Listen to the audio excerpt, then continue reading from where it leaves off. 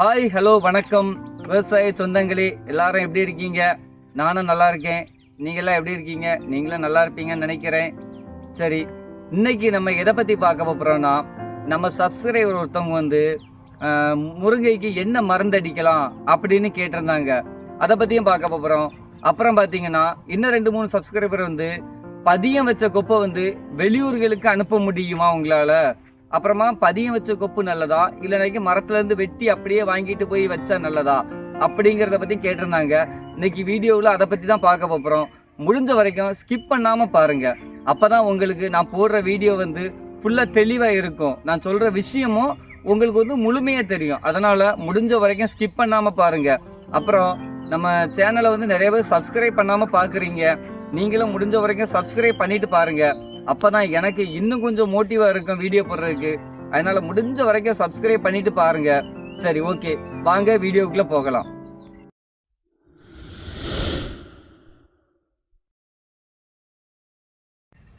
இப்போ பார்த்தீங்கன்னா நம்ம முதல்ல பார்க்க போகிறது முருங்கைக்கு மருந்தடிக்கிறதுக்கு என்னென்ன மருந்தடிக்கலாம் அப்படின்னு நம்ம சப்ஸ்கிரைபர் கேட்டிருந்தாங்க.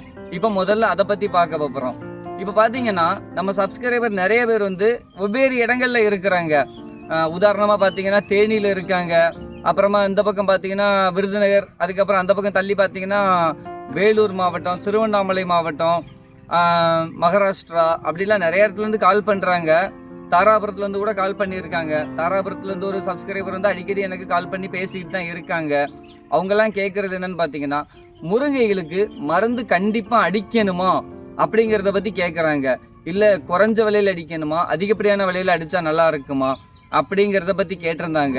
அதுக்கு என்னோட கருத்து என்னன்னு கேட்டிங்கன்னா, மருந்து கண்டிப்பாக அடிக்கணும். மருந்து அடித்தா மட்டும்தான் நம்மளுக்கு முழுமையான ஹீல்டு கிடைக்கும்.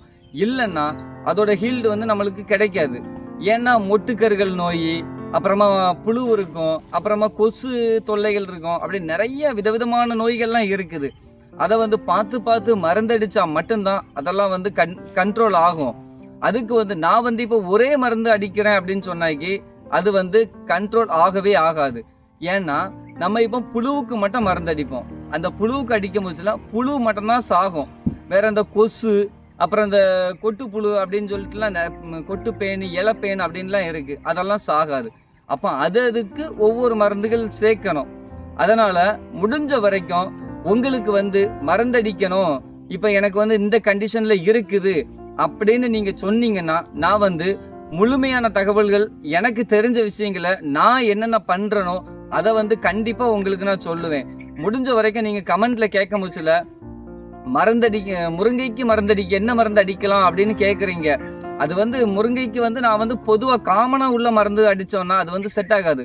அதனால உங்களால் முடிஞ்ச மட்டும் அது என்ன பிரச்சனையில இருக்குது அப்படிங்கிறத நீங்க சொன்னீங்கன்னா, நான் அதுக்குரிய தகவலோட கண்டிப்பா ஒரு வீடியோவா போடுறேன். இல்லையா உங்களுக்கு ஃபோன் பண்றதுக்கு முடிஞ்சாக்கி என்னோட நம்பர் டிஸ்கிரிப்ஷன்ல இருக்கும், எனி டைம் இருக்கும். அந்த நம்பருக்கு நீங்க கால் பண்ணுங்க. காலையில 7 மணி 6 மணியில இருந்து நைட்டு 10 மணி வரைக்கும் நான் கால் அட்டன் பண்ணுவேன். அதனால முடிஞ்ச வரைக்கும் உங்களோட பிரச்சனைகளை சொல்லி நீங்க கேட்டீங்கன்னா, நான் அதுக்குரிய விளக்கங்களை உங்களுக்கு கமெண்ட்லயோ இல்லை வீடியோவாவோ போட்டுருவேன். இல்லை உங்களுக்கு நிறைய இருக்குது, அதை கொஞ்சம் தெளிவாக பேசணும்னு ஆசைப்பட்டீங்கன்னா தாராளமாக கால் பண்ணுங்க, நான் உங்கள்கிட்ட பேசுகிறேன். சரி, இப்போ அடுத்து பார்த்தீங்கன்னா, பதியம் வச்ச கண்ணுகள் வெளியே கொண்டு போனால் நல்லா இருக்குமா, இல்லைன்னா முருங்கை மரத்தை அப்படியே வெட்டி நமக்கு அங்கே கொண்டு போய் பதிய வச்சா நல்லா இருக்குமா அப்படின்னு கேட்டிருந்தாங்க. அது பார்த்தீங்கன்னா, இப்போ உங்களுக்கு இப்போ நம்ம கிட்ட இருந்து ஒரு 100 கிலோமீட்டர், 200 கிலோமீட்டர், இல்லை 300 500 கிலோமீட்டராகவே இருந்தாலும் நீங்க பதியம் வச்சும் கொண்டு போகலாம், இல்லை மரமாக கொண்டு போயும் பதிய வைக்கலாம். நீங்க சரியான முறையில் பதியம் நான் வச்சுக்கிறேன் அப்படின்னா தாராளமாக கொப்பை வெட்டி கொண்டு போய் நீங்க பதியம் வச்சுக்கலாம். இல்லை எனக்கு பதியம் வச்சு தந்தா நல்லா இருக்கும் அப்படின்னு நினைச்சீங்கன்னா பதியம் வச்சும் கொண்டு போய் வைங்க. அதுவும் ரெண்டுமே நல்லா தான் இருக்கும். ஆனால் என்னோட ஒப்பீனியன் பார்த்தீங்கன்னா, இப்போ உங்களுக்கு தேவை ஒரு 500 மரக்கன்று தேவைப்படுது. 500 மரம் குச்சி வைக்கிறீங்க. அப்போ என்ன பண்ணணும் தெரியுமா, 500 கண்ணு வாங்கிக்கணும். அது போக வெட்டி பதிய வைக்காத கொப்புகள் இருக்குல்ல, அதுவும் ஒரு 200 கொப்பாவது வாங்கிக்கணும். அப்போ என்ன ஆகும்னா, அதுல ஒரு 10-20 வராம போச்சுனாலும் இதை நீங்க பதிய வச்சு அதுல வச்சுக்கலாம். அப்போ உங்களுக்கு என்ன ஆகும்னா, எந்த ஒரு வேஸ்டேஜுமே வராது, எல்லாமே ஈவனாக தழுத்து வந்துடும், நல்லா குயிக்காக வந்துடும். அப்புறம் பார்த்தீங்கன்னா நீங்கள் வந்து பண்ணுற மிகப்பெரிய ஒரு தவறு என்ன தெரியுமா, ரொம்ப லாங்ல இருந்து கேட்குறீங்க. அதாவது இப்போ மகாராஷ்டிராவிலேருந்து நம்மக்கிட்ட கேட்குறாங்க. அப்போ இங்கேருந்து நீங்கள் மகாராஷ்டிராவுக்கு பதியம் வச்ச கோப்பு கொண்டு போகிறீங்கன்னா மினிமம் 2 நாள் ஆகும்.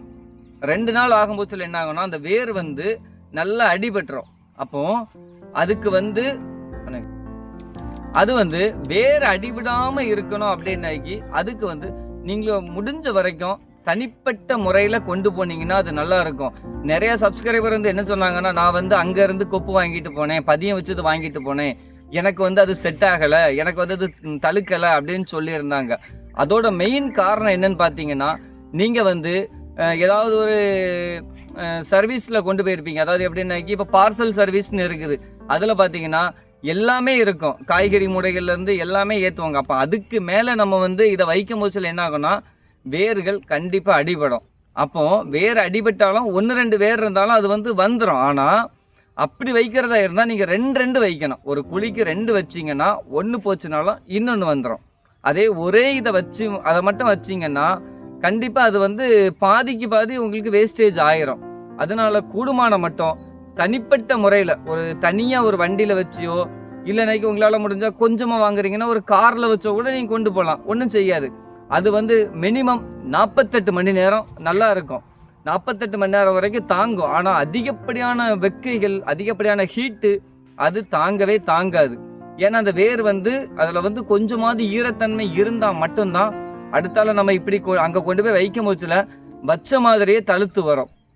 கூடுமான மட்டும் நீங்கள் என்ன பண்ணுங்க, பாதி இப்போ ஒரு உதாரணத்துக்கு சொல்கிறேன், இப்போ ஒரு 5 ஏக்கர் நீங்கள் ரெடி பண்ணுறீங்க, 5 ஏக்கருக்கு ஒரு 900 கன்று டு 1000 கன்று வைக்கலாம். அப்போ 1000 கன்று வைக்கும் போச்சுல ஒரு 600 கன்று பதிய வச்சது வாங்கிட்டு போங்க. இல்லையா 1000 கன்று கூட நீங்கள் பதியம் வச்சது வாங்கிட்டு போயிட்டு மீதி ஒரு 500 மரம் வந்து கம்பா கொண்டு போங்க. அப்போ நீங்கள் அங்கே இடம் விஸ்தாரமான இருக்கும் போச்சு நல்லா கொத்தி விட்டு அதுலேயே நீங்கள் கட் பண்ணி அழகாக பதியம் வச்சிங்கன்னா அதுவும் அழகாக வரும். அது நீங்கள் வந்து நீங்கள் என்கிட்ட கேட்டிங்கன்னா நான் அதுக்குரிய மெத்தடை நான் உங்களுக்கு சொல்லித்தருவேன் கண்டிப்பாக. அதனால் கூடுமான மட்டும் பதிய வச்ச கன்று வாங்கினீங்கன்னா மரத்தையும் வெட்டி அந்த கொப்புகளையும் கொண்டு போங்க, நீங்களும் அங்கே பதிய வச்சுக்கலாம். அப்பந்தான் அந்த மரங்கள் வந்து எல்லாம் ஈவனாக ஒன்று போல் வரும். அப்படி இல்லைன்னா இந்த மரத்தில் இருக்கும், அடுத்தால மட்டும் அந்த கொப்பு வந்து பதிய வைக்க இல்லாமல் இருக்கும். அப்போ அந்த ஒரு இடம் வந்து காலியாக இருக்கும். அதே மாதிரி நிறைய அதிகப்படியான கேப்புகள் வரும். ரொம்ப கேப்பு கலப்பாக இருந்தாலும் காற்று வெயில் அதிகமாக படும்போது என்ன ஆகும்னா வெக்க அதிகமாக தாங்கி அது வந்து மரம் வந்து நல்ல ஒரு அடர்த்தியாக வளராது. அடர்த்தியாக வந்தால் மட்டும்தான் நம்மளுக்கு வந்து ஹீல்டு வந்து நல்லா கிடைக்கும். அதனால் முடிஞ்ச வரைக்கும் பதியம் போட்ட கன்றுகளும் வாங்குங்க, பதியம் போடாமல் வெட்டி அந்த கொப்புகளையும் கொண்டு போங்க. சரி, இதில் ஏதாவது சந்தேகங்கள் இருந்தால் நீங்கள் எனக்கு தாராளமாக என்னை தொடர்பு கொண்டு பேசலாம். எனக்கு நீங்கள் என்னோடய நம்பர் வந்து டிஸ்கிரிப்ஷனில் இருக்குது, கண்டிப்பாக நீங்கள் கால் பண்ணி பேசுங்க.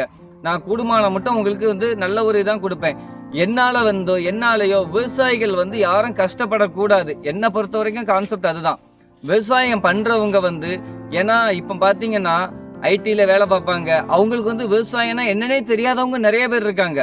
ஆனால் இப்போ சமீப காலமாக விவசாயத்து மேலே இளைஞர்களுக்கு கூட நல்ல ஒரு ஆசை வந்திருக்கு. என்னை பொறுத்த வரைக்கும் எனக்குமே வந்து முதல்ல ஒரு 2010-11 வரைக்கும் இன்ட்ரெஸ்ட் இல்லை. ஆனால் எங்கள் அப்பா வந்து 40-50 வருஷத்துக்கு மேலே விவசாயம் தான் பண்ணிட்டு இருக்காங்க. ஆனால் என்ன பார்த்தீங்கன்னா எனக்கு விவசாயத்தில் இன்ட்ரெஸ்டே இல்லாமல் இருந்தேன். ஆனால் 2010-11க்கு மேலே எனக்கு வந்து விவசாயம் தான் நம்மளுக்கு சோறு போடும் அப்படிங்கிற ஒரு நம்பிக்கை வந்துச்சு. அதில் இருந்து முழுக்க விவசாயம்தான். எனக்கு வந்து தண்ணீர் பற்றாக்குறையினால மட்டும்தான் நான் வந்து தனி முருங்கை வச்சுருக்கேன். இல்லைன்னா தென்னை, வாழை எல்லா விவசாயமும் பண்ணுறதுக்கு எனக்கு ஆசை. ஆனால் என்னால் முடியல, ஏன்னா தண்ணீர் பற்றாக்குறை எங்கள் ஏரியாவில் ரொம்ப இருக்குது. அது சம்மந்தமாக ஒரு வீடியோ நான் கண்டிப்பாக போடுவேன். அதில் வந்து எங்களோட நீர் வாழ்வாதாரம் எப்படி இருக்குது அப்படிங்கிறத நீங்கள் தெரிஞ்சுக்கோங்க. இப்போ பார்த்தீங்கன்னா தாராபுரம் சைட்லலாம் நம்ம நண்பர் ஒருத்தர் கால் பண்ணியிருந்தாங்க, சப்ஸ்கிரைபர் தான். அவங்க கால் பண்ணி 1100 அடி போர் போட்டோம், தண்ணியே இல்லை அப்படின்லாம் சொல்கிறாங்க. அப்போ அதே நிலைமை தான் எல்லா இடமும் இருக்குது. அதுக்கெல்லாம் வந்து ஒரு சிறந்த சொல்யூஷன், தண்ணியை வந்து என்றைக்குமே வேஸ்ட் பண்ணாதீங்க. யாராக இருந்தாலும் சரி, தண்ணி வந்து நம்மளுக்கு மிகப்பெரிய ஒரு பொக்கிஷம் கடவுள் கொடுத்தது. அதனால தண்ணியை வந்து யாருமே வேஸ்ட் பண்ணாதீங்க. அதனால் நான் வந்து இப்போ வேறு ஒன்று அவங்ககிட்ட வந்து நிறைய பேசினா நிறைய பேசிக்கிட்டே இருக்கலாம். வீடியோ ரொம்ப லென்த்தாக போகும். வீடியோ ரொம்ப லென்த்தாக போச்சுனாக்கி ஐயா இவன் என்னடா இப்படியே பேசிக்கிட்டு இருக்கான் அப்படிங்கிற ஒரு தாட் உங்கள் மனசில் வந்துடும். அதனால் சின்ன சின்ன வீடியோவாக அடுத்தடுத்த வீடியோக்கெல்லாம் நம்ம நிறையா பேசலாம். அதுக்கு முன்னாடி நான் சொல்கிற ஒன்று, தண்ணியை வந்து நல்லா சேமிங்க. எவ்வளோ தூரம் உங்களால் சேமிக்க முடியுமோ சேமித்து வைங்க. விவசாயத்தை எல்லாரும் காப்பாற்றலாம். இளைஞர்கள்லேருந்து பெரியவங்கள்லேருந்து எல்லாருமே காப்பாற்றலாம். இது வந்து கடவுளுக்கு அடுத்தபடியாக உள்ளவங்க தான் விவசாயிகள். அதனால் விவசாயத்தை எல்லாரும் காப்போம். ஓகே, நன்றி நண்பர்களே. முடிஞ்ச வரைக்கும் நம்ம சேனலை சப்ஸ்கிரைப் பண்ணிட்டு பாருங்கள். நல்லா என்கரேஜ் பண்ணுங்கள். நான் பேசுகிறது உங்களுக்கு புரிஞ்சிருக்கா புரியலையா அப்படிங்கிறதையும் கமெண்ட்டில் சொல்லுங்கள். நான் பேசுகிறது பிடிக்கலன்னா அதையும் சொல்லுங்கள். நான் வந்து திருத்திக்கிறேன். கூடுமானம் மட்டும் நம்ம சேனலை சப்ஸ்கிரைப் பண்ணிட்டு பாருங்கள். பிடிச்சிருந்தா லைக் பண்ணுங்கள். ரொம்ப பிடிச்சிருந்தா சப்ஸ்கிரைப் பண்ணுங்கள். ரொம்ப பிடிச்சிருந்தா ஷேர் பண்ணுங்கள். அடுத்த வீடியோவில் சந்திப்போம். நன்றி.